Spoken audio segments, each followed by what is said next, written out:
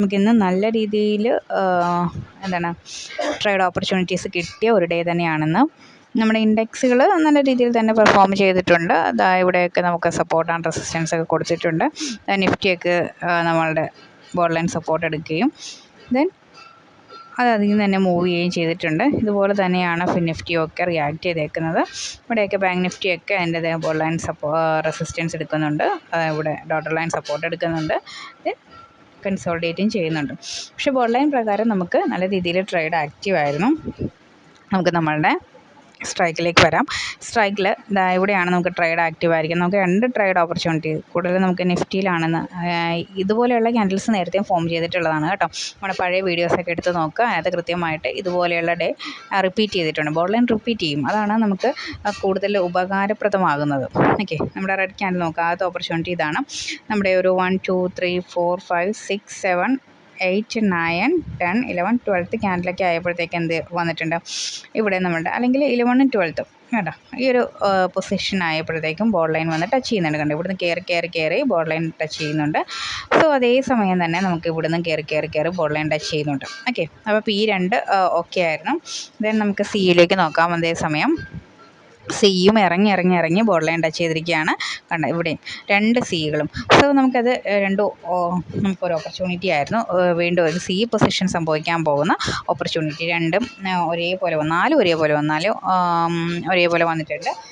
ഏകദേശം ഇത് ഒരെണ്ണത്തിന് മാത്രമേ ചെറിയൊരു ഗ്യാപ്പ് ഉണ്ടെന്ന് പറയാൻ പറ്റത്തുള്ളൂ. ബാക്കിയെല്ലാം ഒരേപോലെ വരുന്ന ഒരു ടൈമായിരുന്നു അത്. ആ സമയത്ത് നമുക്കൊരു സി ഓപ്പർച്യൂണിറ്റി ഉണ്ടായിരുന്നു അല്ലേ. ആ ഒരു സമയത്ത് സി ഓപ്പർച്യൂണിറ്റി നമുക്ക് കൊടുത്താൽ നമ്മുടെ നിയറസ്റ്റ് എക്സ്പയറി എന്ന് പറയുന്നത് എന്താണ്, നിഫ്റ്റിയാണ്. നിഫ്റ്റി അതേ സമയം നമുക്ക് എന്തുമാത്രം റിയാക്ട് ചെയ്തിട്ടുണ്ടെന്ന് നോക്കിയേ. 1 2 3 4 5 6 7 8 9 10 11 12 ഈ ഒരു ക്യാൻഡിൽസൊക്കെ ആയപ്പോഴത്തേക്കും നമുക്ക് ഓപ്പർച്യൂണിറ്റി കൊടുക്കാം. ഇത്രയും നമുക്ക് സ്റ്റോപ്പ് ലോസ് വന്നിട്ടുണ്ട്. അതായത് നമുക്കൊരു ബോർഡ് ലൈൻ പ്രകാരം ഒരു 36% ഒക്കെ ചിലപ്പോൾ ലോസ് കാണിച്ചേക്കാം. അതിനുശേഷം നല്ല രീതിയിൽ പ്രോഫിറ്റ് റേഞ്ച് നമ്മൾ ബുക്ക് ചെയ്ത പ്രോഫിറ്റ് റേഞ്ച് വരികയും ചെയ്യും. അതിനപ്പുറത്തേക്ക് ലോസ് വന്നു കഴിഞ്ഞാൽ അത് നമുക്ക് ഹോൾഡ് ചെയ്യാൻ പറ്റില്ല. അത് നോക്കിക്കോളുക. ദെൻ ഈ ഒരു ക്യാൻഡിൽ നമുക്ക് ട്രേഡ് എടുക്കുന്നു.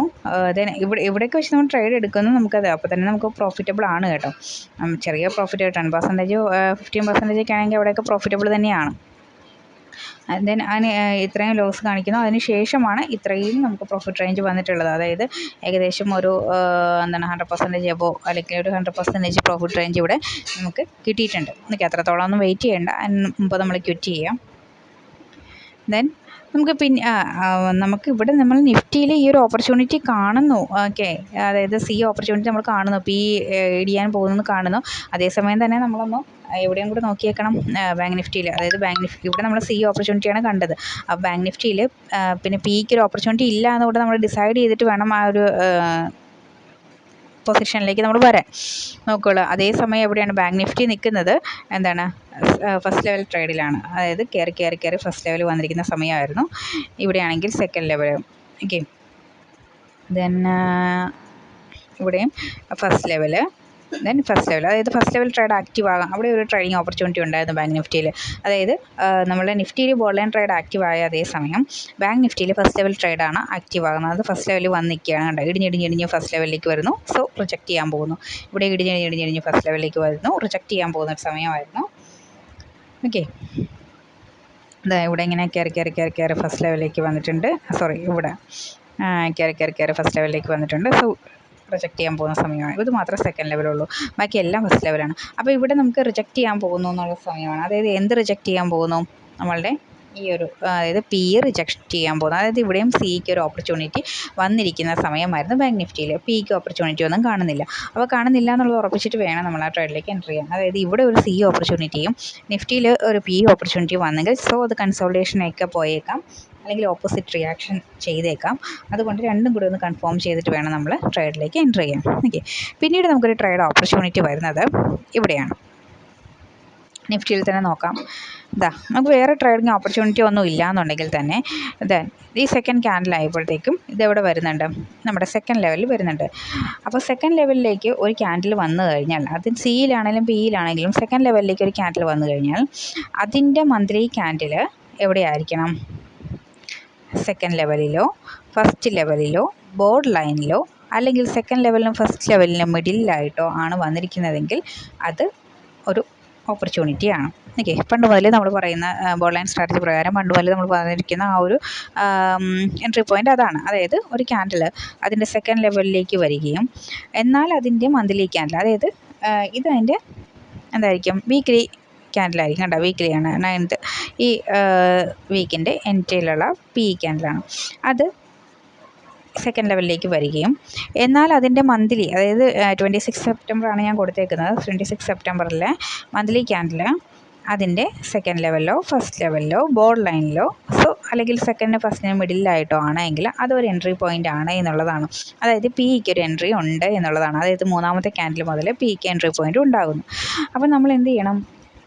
സിക്ക് ഒരു എൻട്രി പോയിൻ്റ് ഇല്ലയെന്ന് ഉറപ്പിക്കുകയും വേണം കേട്ടോ. സി അതേസമയം എവിടെയാണ് നിൽക്കുന്നത് നോക്കിയേ, ഇതാ ഒരു റിജക്ഷൻ പോയിന്റിലാണ് നിൽക്കുന്നത്. കണ്ടോ, കയറി ഫസ്റ്റ് ലെവൽ വന്നിട്ടുണ്ട്. സോ ഒരു റിജക്ഷൻ പോയിൻ്റ് ആയതുകൊണ്ട് നമുക്ക് കുഴപ്പമില്ല. ദെൻ അതായത് ഇതിപ്പോൾ സി ഇടിഞ്ഞിടിഞ്ഞിടിഞ്ഞ് ഇതേ ഇവിടെയാണ് വന്ന് നിൽക്കുന്നതെങ്കിൽ എന്താണ്, അതായത് ബോർഡ് ലൈനിലാണ് നിൽക്കുന്നതെങ്കിൽ അവിടുന്ന് ഒരു എൻട്രി പോയിൻ്റ് ഉണ്ട് സിക്ക്. അപ്പോൾ സിക്ക് എൻട്രി ഒന്നും ഇല്ല നമ്മൾ ഉറപ്പിക്കുകയാണ് ചെയ്യേണ്ടത്. ഇതാ ഈ സെക്കൻഡ് പോയിൻ്റ് ആയപ്പോഴത്തേക്കും സി എവിടെ നിൽക്കുന്ന ഏറ്റവും പീക്ക് ലെവലിൽ നിൽക്കുന്നത്, അതായത് ഇനി അങ്ങോട്ടൊരു സി പോയിൻ്റ് ഇല്ല എന്നുള്ളതാണ്. അപ്പോൾ സിക്ക് നിഫ്റ്റിയിൽ ഒരു എൻട്രി പോയിൻ്റ് ഒന്നും ഇല്ല. ബാങ്ക് നിഫ്റ്റി കൂടെ നോക്കണം. ബാങ്ക് നിഫ്റ്റിയിൽ അതേ സമയത്ത് പിയിൽ എൻട്രി പോയിൻ്റ് ഉണ്ട്.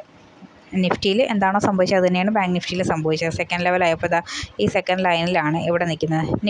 ബാങ്ക് നിഫ്റ്റിയിലും എന്ത് നിൽക്കുന്നത്, പി വീക്കെൻഡ് പി നിൽക്കുന്നത്, മന്തിൻ്റെ പി ഇതുപോലെ മിഡിലുമാണ് നിൽക്കുന്നത്. സോ ഇവിടെ ഒരു പി എൻട്രിയാണ് കാണുന്നത്. ഇവിടെ സി എൻട്രി ഒന്നും കാണുന്നുമില്ല. സി ഇതേ മാക്സിമത്തിലെത്തി നിൽക്കുകയാണ് കേട്ടോ. ഇവിടെ മാക്സിമം കഴിഞ്ഞ് പോയിട്ടുണ്ട്. സോ ഇത് മാക്സിമത്തിൽ നിൽക്കുകയാണ്. മാക്സിമം കഴിഞ്ഞ് പോയി കഴിഞ്ഞാൽ പിന്നെ അങ്ങോട്ടൊരു എൻട്രി ഒന്നും ഇല്ല. ഇതൊരു കൺസോൾട്ടേഷൻ ലെവലിൽ നിൽക്കുമെന്ന് മാത്രമേ ഉള്ളൂ. സോ ഇതിങ്ങനെ വന്നിട്ടുണ്ട്. അപ്പോൾ ഇവിടെയും സിക്ക് എൻട്രി ഇല്ല എന്നുള്ള ഉറപ്പിച്ചു. അതുകൊണ്ട് തന്നെ നമുക്ക് പിയിനെ എൻട്രി എടുക്കാൻ സാധിക്കുമായിരുന്നു. അങ്ങനെ പിയിൽ എൻട്രി എടുത്തിട്ടുള്ള ഡേ ആണിതെങ്കിൽ നമുക്ക്, അതായത് മൂന്നാമത്തെ ക്യാൻഡിൽ നമ്മൾ പി എൻട്രി കൊടുത്താൽ ഇതാ നോക്ക് എത്ര വരും കണ്ട, കറക്റ്റാണ്. മൂന്നാമത്തെ ക്യാൻഡിൽ നമുക്കൊരു പി എൻട്രി കൊടുക്കാം. ദെൻ ജസ്റ്റ് ഒരു ചെറിയൊരു സ്റ്റോപ്പ് ലോസ് ഇവിടെ ഉണ്ട്. അതിനുശേഷം നല്ല രീതിയിൽ അത് ഹിറ്റായിട്ടുണ്ട്. സ്റ്റോപ്പ് ലോസ് അല്ല, നമ്മുടെ ടാർഗറ്റ് ഹിറ്റായിട്ടുണ്ട്. അതുകൊണ്ട് ഒരു 50 രൂപയ്ക്കൊക്കെ നമ്മൾ എൻട്രി എടുത്താൽ പോലും ഇത് എത്രയാണ് 90 എബോയൊക്കെ പോയിട്ടുണ്ട്. ഇവിടെ ഒന്നും നമ്മൾ വെയിറ്റ് ചെയ്യേണ്ട. ഈ ഒറ്റ ക്യാൻഡിൽ തന്നെ നമ്മളൊരു 10%, 15%, അല്ലെങ്കിൽ മാക്സിമം 25% ഒക്കെ എടുത്തിട്ട് എക്സിറ്റ് ചെയ്യുക. അല്ലാണ്ട് ഒരുപാട് വെയിറ്റ് ചെയ്ത് നിൽക്കേണ്ട കാര്യം. ഒന്നാമത് ഇത് എക്സ്പയറി അല്ല, പിന്നെ നിഫ്റ്റിയുടെ എക്സ്പയറി അല്ല. അതുകൊണ്ട് തന്നെ ഇത് എക്സ്പയറി ആണെങ്കിലാണ് ഞാനൊരു മാക്സിമം 25% എടുക്കാൻ പറയുന്നത്. പിന്നെ നിഫ്റ്റിയുടെ എക്സ്പയറി നാളെയാണ്. സോ നമുക്ക് ഇന്ന് വേണമെങ്കിൽ എന്ത് ചെയ്യാം, ഒരു 5%, 10% മാത്രം ഫോക്കസ് ചെയ്യുക എക്സ്പയറി അല്ലാത്ത ദിവസങ്ങളിൽ. ഓക്കെ, അങ്ങനെ ഈ 2 എൻട്രി പോയിൻ്റാണ് നമുക്കിവിടെ ഉണ്ടായിരുന്നത്. പിന്നെ ഇവിടെ ഒരു കൺഫ്യൂഷൻ നമുക്ക് വരാം. ആദ്യത്തെ 15 മിനിറ്റ്സ് ക്യാൻഡിൽ നമ്മുടെ നിഫ്റ്റി ഒന്ന് നോക്കിക്കേ. ആദ്യത്തെ 15 മിനിറ്റ്സിൽ നിഫ്റ്റി ഇതാ ഇവിടെ ഫസ്റ്റ് ലെവലിൽ നിൽക്കുന്നുണ്ട്.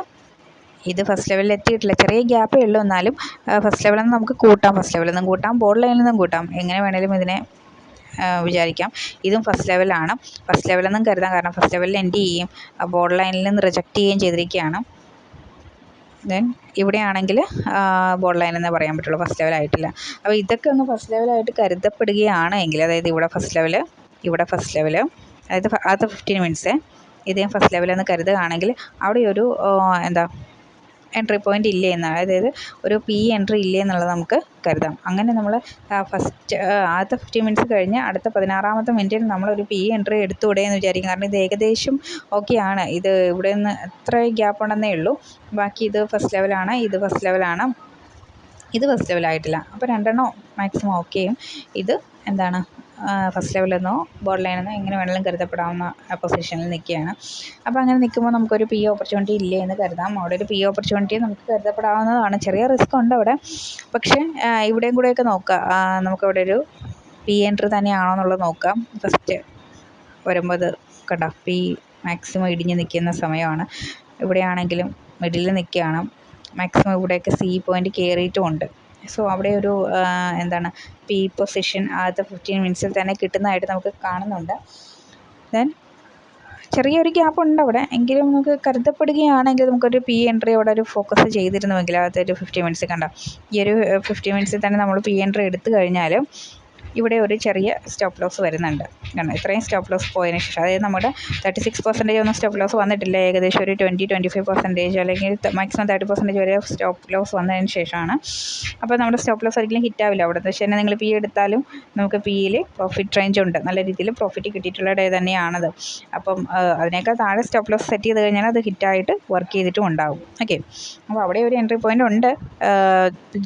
ജസ്റ്റ് നമ്മളത് അവിടെ ഫുൾ എൻട്രി പോയിൻ്റ് എന്ന് പറയാൻ പറ്റില്ല, കാരണം അവിടെ ചെറിയ ഒരു കൺഫ്യൂഷൻ സ്റ്റേജും കൂടി ഉണ്ട്. കാരണം എന്താണ്, ഇത് ഫുള്ളായിട്ട് ഇവിടെ ടച്ച് ചെയ്തിട്ടുണ്ടായിരുന്നില്ല. പിന്നെ ഇതാണെങ്കിൽ ബോർഡ് ലൈൻ മാത്രമേ ഉള്ളൂ. ഇത് ബോർഡ് ലൈൻ എന്നോ ഫസ്റ്റ് ലെവലെന്നോ കരുതണമെന്നോ നമുക്ക് കറക്റ്റ് പറയാൻ പറ്റില്ല. അപ്പോൾ നിങ്ങൾ എന്ത് ചെയ്യാം, ഇങ്ങനെയുള്ള സിറ്റുവേഷൻസ് വരുമ്പോൾ അത് റിജക്റ്റ് ചെയ്ത ഒരു പോയിൻറ്റും കൂടെ കരുതിയേക്കാം. ഓക്കെ, ഇതിപ്പോൾ റിജക്റ്റ് ചെയ്ത പോയിൻറ്റ് ബോർഡ് ലൈൻ എന്ന് കരുതാം, എൻഡ് ചെയ്തിരിക്കുന്ന ഫസ്റ്റ് ലെവലാണ്. ഇത് റിജക്റ്റ് ചെയ്തിരിക്കുന്ന ബോർഡ് ലൈനാണ്, എൻഡ് ചെയ്തിരിക്കുന്നത് ഫസ്റ്റ് ലെവലിലും അല്ല ബോർഡ് ലൈനിലും അല്ല, അങ്ങനെയാണ് നിൽക്കുന്നത്. കറക്റ്റ് നമുക്ക് പറയാൻ പറ്റില്ല. ഇത് റിജക്റ്റ് ചെയ്തിരിക്കുന്ന ബോർഡ് ലൈനാണ്, പക്ഷേ എൻഡ് ചെയ്തിരിക്കുന്ന ഫസ്റ്റ് ലെവൽ എന്ന് പറയാൻ പറ്റുന്നില്ല, വേണമെങ്കിൽ പറയാമെന്ന് മാത്രമേ ഉള്ളൂ. അപ്പോൾ അങ്ങനെയുള്ള സിറ്റുവേഷൻസ് വരുമ്പോൾ ഇതാണെങ്കിൽ ബോർഡ് ലൈനാണ് എൻഡ് ചെയ്തിരിക്കുന്നതും, അതുപോലെ തന്നെ റിജക്റ്റ് ചെയ്തിരിക്കുന്ന ബോർഡ് ലൈനാണ്. അങ്ങനെ വെച്ച് നോക്കുമ്പോൾ ബോർഡ് ലൈൻ ആണെന്നേ കരുതാൻ പറ്റുള്ളൂ, ഫസ്റ്റ് ലെവൽ ട്രേഡായിട്ട് തന്നെ എടുക്കാൻ പാടില്ലായിരുന്നു. ഓക്കെ, അതുകൊണ്ടാണ് അവിടെ ഒരു ചെറിയ സ്റ്റോപ്പ് ലോസ് വന്നിട്ടുള്ളത്. ഓക്കെ, അപ്പോൾ അങ്ങനെ നമ്മൾ കരുതുമ്പോൾ, നിങ്ങൾ എടുക്കുമ്പോൾ അതിന് റിജക്റ്റ് ചെയ്തിരിക്കുന്ന പോയിൻറ്റും എൻഡ് ചെയ്തിരിക്കുന്ന പോയിൻറ്റും കറക്റ്റായിട്ട് നോക്കിയിട്ട് കൺഫേംഡ് ആയിട്ടുള്ള ട്രേഡ് മാത്രം എടുക്കുക. ഇതൊക്കെ നല്ല പക്ക കറക്റ്റായിട്ടുള്ള ട്രേഡുകളായിരുന്നു, കണ്ടോ. അപ്പോൾ അങ്ങനെയുള്ള ട്രേഡുകൾ വന്നാൽ മാത്രം നമ്മൾ എൻട്രി കൊടുക്കുകയാണെങ്കിൽ ഒരിക്കലും നമുക്ക് ചെറിയ സ്റ്റോപ്പ് ലോസ് പോലും നമുക്ക് വരാൻ സാധ്യതയില്ല. പക്ഷേ ബോർഡ് ലൈനിൽ മാക്സിമം വരുന്ന സ്റ്റോപ്പ് ലോസ് എന്ന് പറയുന്നത് 36% ആണ്. അതിനപ്പുറത്തേക്കൊരു വേണമെങ്കിൽ 40 വരെ കരുതാം. കാരണം ഇതുപോലെയുള്ള തെറ്റിപ്പോയാലെന്നല്ല, ഇവിടെ നമുക്ക് ചെറിയൊരു ഗ്യാപ്പ് കണ്ടിട്ട് നമ്മൾ എൻട്രി എടുത്തുവെങ്കിൽ അപ്പോൾ ചെറിയ രീതിയിൽ സ്റ്റോപ്പ് ലോസ് വന്നേക്കാം. ആ സ്റ്റോപ്പ് ലോസ് പോകുന്നതാണ് മാക്സിമം 36% വരെ. അതിനപ്പുറത്തേക്ക് ഒരു സ്റ്റോപ്പ് ലോസ് പോകുന്നതായിട്ട് ഞാൻ കാണുന്നില്ല. അത് തിരിച്ച് വരികയും ചെയ്യും. അതിന് ഉള്ളിൽ സ്റ്റോപ്പ് ലോസ് ഹിറ്റ് ചെയ്തിട്ടില്ല എന്നുണ്ടെങ്കിൽ അതെന്തായാലും നമുക്ക് തിരിച്ച് നമ്മുടെ എക്സിറ്റ് പോയിൻറ്റിലേക്ക് നമ്മൾ കൊടുത്ത നമ്മുടെ പ്രോഫിറ്റ് റേഞ്ചിലേക്ക് തന്നെ അത് വരികയും ചെയ്യും.